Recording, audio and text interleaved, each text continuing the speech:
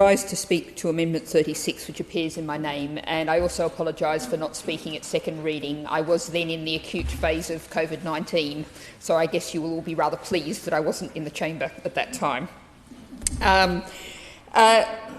I do wish to begin by saying that I believe this is an unnecessary bill that is very clearly playing politics with a very important issue of how critical thinking, independent thinking happens in our country.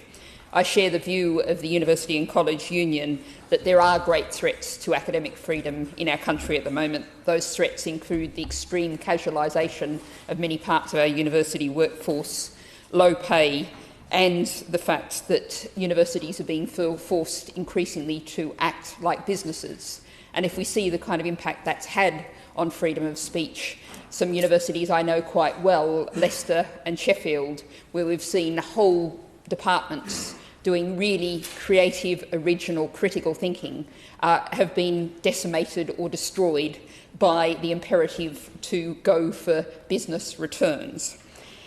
However, I will resist the urge to make a second reading speech, tempting as it is, and just focus on my Amendment 36, which is drawn from an amendment that was placed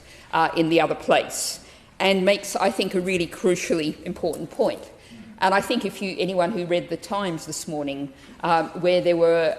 some very disturbing articles about issues about harassment, particularly sexual harassment, in our military,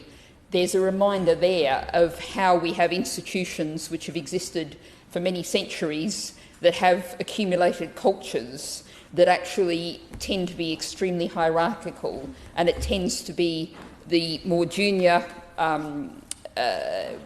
elements who suffer pressure from the more senior. And I think that's where the issue of harassment can particularly be an issue, as was identified by the article in the Times about the military this morning. Now, I think I bring a little bit of personal experience into this, in that